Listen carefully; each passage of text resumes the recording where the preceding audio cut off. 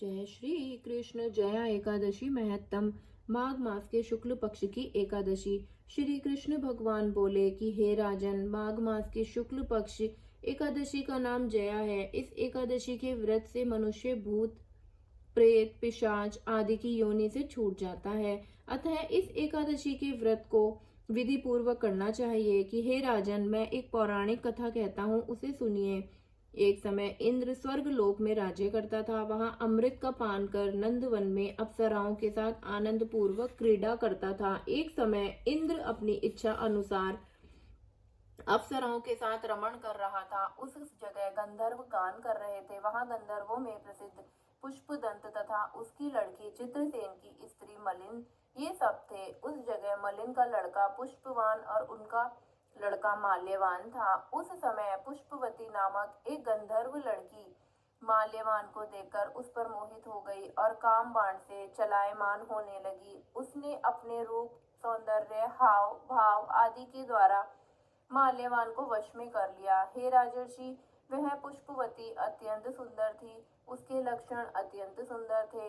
पुष्पवती की ऐसी सुंदरता को देखकर माल्यवान भी उसके ऊपर मोहित हो गया। अतः ये दोनों कामदेव के वश में हो गए। परंतु फिर भी इंद्र के बुलाने पर नाच गाने के लिए जाना पड़ा और अप्सराओं के साथ अपना गान शुरू किया।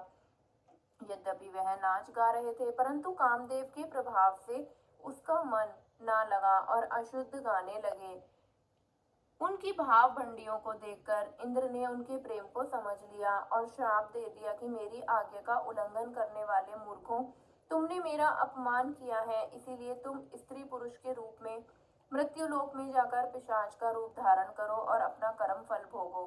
इंद्र का श्राप सुनकर वे अत्यंत दुखी हुए और हिमालय पर पिशाच बनकर दुख पूर्वक अपना जीवन व्यतीत करने लगे। उन्हें गंध, रस, स्पर्श आदि का कुछ ज्ञान नहीं था। उस जगह महान दुख मिल रहे थे। रात दिन में उन्हें एक क्षण भी निद्रा नहीं आती थी। उस स्थान पर अत्यंत सर्दी थी, जिसके कारण उनके रोमांच खड़े हो जाते थे। उनके दांत भी सर्दी से कटकटा रहे थे। एक दिन पिशाच ने अपनी स्त्री से कहा कि ना मालूम हमने पिछले जन्म में कौन से पाप किए हैं, जिससे हमें इतना दुखदायी यह पिशाच योनि प्राप्त हुई है। पिशाच योनि से नरक के दुख सहना उत्तम है। इस प्रकार अनेक विचारों के करते हुए अपने दिन व्यतीत करने लगे। दैव्य योग से एक दिन माघ मास के शुक्ल पक्ष की जया नाम की एकादशी आई। उस दिन इन दोनों ने कुछ भी भोजन नहीं किया और ना कोई पाप कर्म किया। उस दिन केवल फल फूल खाकर दिन व्यतीत किया और महान दुख के साथ पीपल के वृक्ष के नीचे बैठ गए। उस समय सूर्य नारायण अस्ताचल को जा रहे थे। वह रात्रि इन दिनों ने एक दोनों से सटकर बड़ी कठिनता से काटी। दूसरे दिन प्रातः काल होते ही भगवान के प्रभाव से इनकी देह छूट गई और अत्यंत सुंदर अप्सरा और गंधर्व की देह धारण करके तथा सुंदर वस्त्रों और आभूषण से अलंकृत होकर स्वर्गलोक को चले गए। उस समय आकाश में देवगण तथा गंधर्व उनकी स्तुति करने लगे। नागलोक में जाकर इन दोनों ने देवराज इंद्र को प्रणाम किया।